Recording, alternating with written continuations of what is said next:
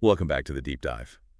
Today we're going to tackle someone who really seems to embody the whole visionary or con artist question.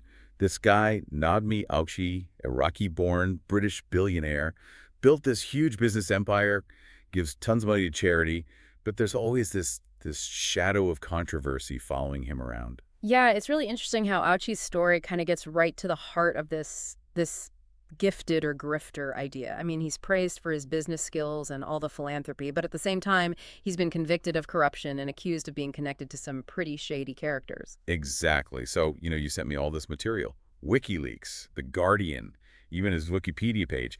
And it's not a simple story, so let's dive into this, try to figure this guy out. Sounds good to me. Sometimes the most telling clues about someone are right there at the beginning. Okay, so back to the start. Auchi's born in Baghdad in 1937.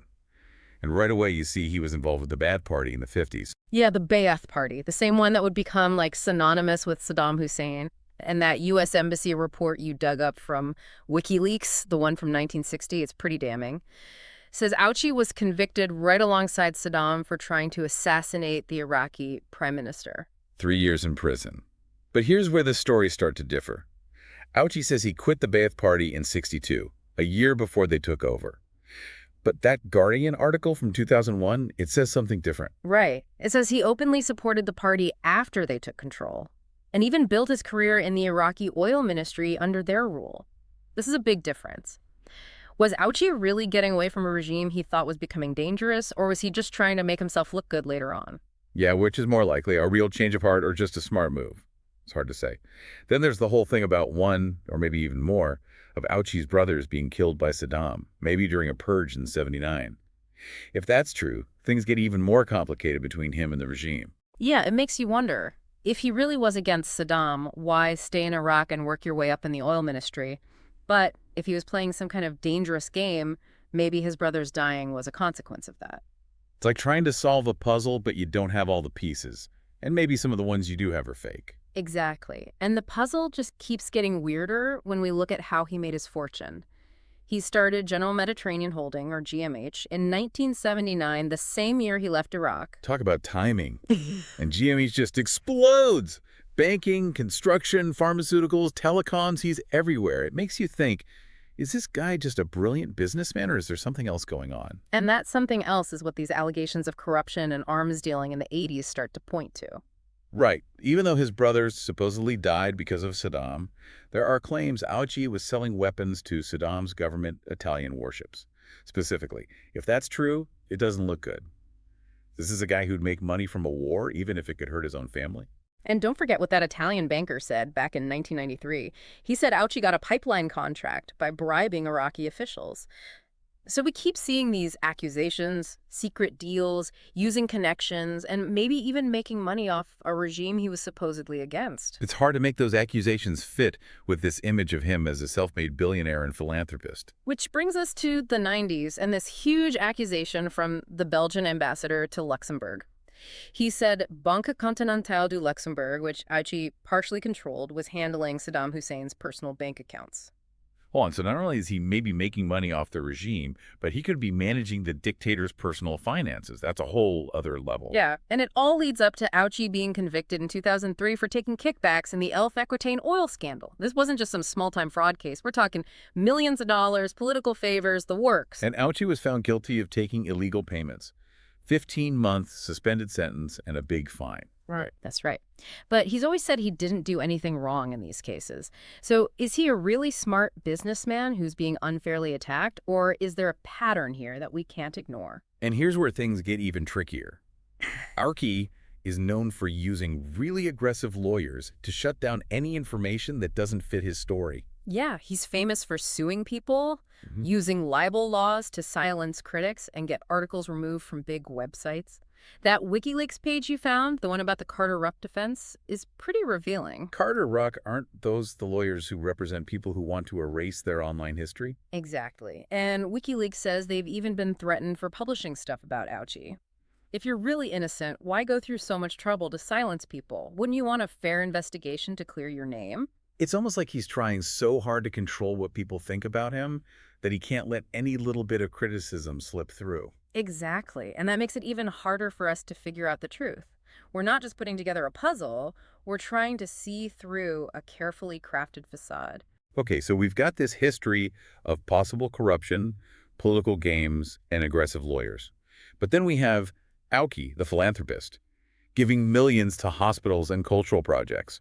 How do we make sense of these two sides of the same guy? That's the big question, isn't it? Is this real generosity or is it just another trick for a master manipulator? To figure that out, we have to look at the timing, the amount, and who's benefiting from his charity. Right.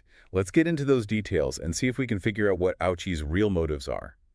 Maybe then we can start to answer that big question. Visionary or con artist? Let's do it, because if we can unravel this mystery, it might help all of us figure out who the real change makers are and who's just trying to get rich. Okay, so we've seen that Nadhmi Auchi has got this kind of two-sided thing going on, accused of being shady on one hand, praised for being generous on the other. To figure out what's really going on, we need to dig into the specifics. Absolutely. Let's go back to that 2003 conviction in France, the Elf Aquitaine oil scandal. It wasn't just some small financial mistake. It was a huge fraud investigation that rocked the French government. Right. Elf executives were accused of using company money, millions of dollars, for their own personal benefit. But what was Auchi's role? Was he a mastermind, just a small part of it, or something in between? Well, prosecutors said he was a key facilitator, kind of like a middleman, when Elf bought Spanish oil assets. They claimed he got millions in illegal commissions and then funneled that money back to those corrupt execs as kickbacks. So he was like greasing the wheels, helping them skim money off the top and getting a cut for himself. It sounds like a movie. Yeah, it does have that whole secret dealings and high-stakes money vibe. And remember, Aoki still says he's innocent. But the conviction itself, it raises a red flag. And while we're on the topic of red flags, let's not forget those money laundering allegations. That Kroll report from 2001, the one of the source material, claimed Auchi used companies in Panama to launder kickbacks from arms deals. And get this, with Saddam Hussein's regime. Yeah, and now things get even more complicated. We're not talking about just any business deal here. We're talking about arms deals with a brutal dictator. And this was supposedly happening even after Auchi left Iraq, even after his brother was supposedly killed by that same regime. It's kind of disturbing to think about maybe making a profit from a conflict that could have directly hurt his own family. I thought If that's true, it really makes you wonder about his morals. it does. According to the Kroll report, these alleged deals involved Iraq buying Italian warships during the Iran-Iraq War. Kroll said they found a complicated network of shell companies and offshore accounts that Auchi was using to hide the money trail. So not only was he maybe making money off war, but he was supposedly going to great lengths to cover it up. We're seeing a pattern here. Backroom deals, shady connections, and a need to operate in the shadows. And this need to stay hidden goes beyond his business dealings. It shows up in how aggressively he uses lawyers to silence anyone who tries to look closely at what he's doing. Right.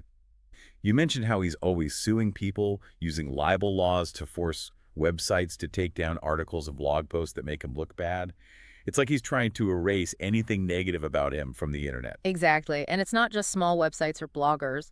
Huge publications like The Guardian and The Observer have had to remove articles from their websites because of legal pressure from Auchi. It makes you think, if he's really innocent, why go to such extreme lengths to keep things quiet? Wouldn't he want a transparent investigation to clear his name? It's a good question. It seems like he's more interested in controlling what people say about him than in having an open discussion. Which brings us back to that WikiLeaks page you shared, the one about Auchi's Carter Rep defense. Carter, those are the lawyers who represent rich and powerful people who want to bury bad information, right? Right. And WikiLeaks says they've even been threatened with lawsuits for publishing information about Auchi. If someone's really committed to transparency and being held accountable, why try to use lawyers to silence critics? It seems like he's playing a different game, one where power and influence are more important than truth and accountability. And this pattern goes beyond media coverage, too. There was that 2004 Pentagon Inspector General report, also published by WikiLeaks, that claimed Auchi was involved in bribing Iraqi officials to get lucrative cell phone contracts in Iraq after the war. Right, that report. It said Auchi was working with Iraqi intelligence agents, maybe even undermining what the U.S. was trying to do in Iraq. So even after Saddam's regime fell, he was still allegedly playing the same games, possibly profiting from the chaos and instability. It's hard to square that with the image of a generous philanthropist. It is. And remember, all this is happening while he's publicly presenting himself as someone who wants to build bridges between cultures and promote understanding. He's funding hospitals, supporting medical research, even trying to get hostages released in Baghdad through his Anglo-Arab organization. It's almost like he's leading a double life. On one hand, there are all these allegations of corruption, arms dealing, and maybe even working against the U.S. in Iraq. And on the other hand, we see this public persona of a kind philanthropist who's dedicated to making the world better. It brings us back to that fundamental question, is he a visionary or a con artist? Or, maybe even more interesting, is it possible to be both? Could his philanthropy be genuine, even if he's involved in some shady business practices? Or could all those charitable acts be a way to distract from his alleged wrongdoing and make himself look good? It's like trying to solve a puzzle where the pieces don't seem to fit. Exactly, and that's what makes Nadhmi Auchi such a fascinating case. He represents this conflict between how things appear and how they really are, between the image we project and the things we actually do. So how do we make sense of these contradictory parts of his life? How do we balance the good things he's done against the accusations of wrongdoing? And in the end, how do we assess what he leaves behind? Well, to figure that out, we need to go beyond individual actions and look at the bigger picture. We need to consider what impact his actions have had, the rumors and whispers that persist even though he's tried to control what people say. And we need to ask, what kind of world does someone like Nadhmi Auchi operate in? What allows someone to gain so much wealth and power while seemingly avoiding consequences for questionable actions? Those are great questions. They point to a bigger conversation about wealth, influence, and how hard it is to hold powerful people accountable. It seems like Auchi's story isn't just about one man. It's about the systems that help and protect people like him. It's about the blurry lines between philanthropy and self-interest, between real generosity and carefully managing your image. Right. And as we go into the last part of our deep dive, it's important to keep these bigger questions in mind. Because ultimately, understanding Nadhmi Auchi isn't just about judging one person. It's about understanding how power, wealth, and influence work in the 21st century. Well, we spent all this time looking into the life and career of Nadhmi Auchi, a man who seems to be like the perfect example of the question. Visionary or con artist. We've seen him become super successful, his controversial connections, the accusations of corruption, and then all those philanthropic activities that make things even more complicated. As we wrap things up, the big question remains, what will Nadhmi Auchi's legacy be? How will history judge this guy who's so complex and full of contradictions? It's a tough one. I mean, you can't deny he's got a talent for business. He built a global company from nothing, made a huge fortune, and had connections with some of the most powerful people in the world. Those are pretty big accomplishments. Yeah, and he's also shown he can be generous, funding hospitals, supporting medical research, and trying to promote understanding between cultures. Those things have definitely helped a lot of people. But those accomplishments are always tied to those accusations of corruption, arms dealing, and money laundering. Even if they were never fully proven in court, those accusations are hard to just ignore. And then there's the way he uses lawyers so aggressively, silencing critics with libel lawsuits and controlling what people say about him. It really makes you wonder about transparency and accountability. It's a classic problem. Yeah. How do we balance accusations against accomplishments? How do we judge a life that's got both amazing success and disturbing allegations? It's tricky, especially because we don't know a lot about Auchi's business dealings. His empire is kind of shrouded in secrecy, and he tries to control information, so it's really hard to get a clear picture of what he actually does. Yeah, and all that lack of clarity, all that secrecy just adds to the mystery and controversy around him. It makes people speculate and makes it even harder to figure out what's true and what's not. It's like trying to put together a puzzle where some of the pieces are hidden on purpose. We're left with incomplete information and stories that contradict each other. So here we are, thinking about Auchi's legacy, and we have more questions than answers. Was he a brilliant entrepreneur who used his money to do good things? Or was he a clever manipulator who took advantage of systems and connections for his own benefit? Maybe the most interesting possibility is that he was a little bit of both. A guy driven by ambition who wanted to make a difference, but also willing to bend the rules to get what he wanted. Maybe his legacy will always be defined by that tension, by the contradiction between what he achieved and the shadow of doubt that hangs over it all. He's a man who walked the line between brilliance and darkness, between generosity and ruthlessness. And that ambiguity, that inability to easily label him as either good or bad, is maybe the most lasting part of his story. It's a reminder that the world isn't always black and white, that even the most successful people can have secrets and contradictions. And it's a reminder that we all have a responsibility to ask questions, to investigate, and to search for the truth, even when it's hard to find. Because in the end, it's by grappling with complexity, by refusing to accept easy answers, that we can really understand the forces that shape our world. The forces of wealth, power, ambition, and the constant battle between how things seem and how they really are. So as we wrap up this deep dive into the life of Nadhmi Auchi, I encourage you to keep exploring. Look at the sources, weigh the evidence, and make up your own mind. Remember, in a world full of information that's often manipulated or twisted to serve someone's agenda, the best skill you can have is the ability to think for yourself. That's it for this episode of The Deep Dive. We'll be back soon with another look at a fascinating and controversial figure. Until then, keep asking questions, keep learning, and keep diving deep.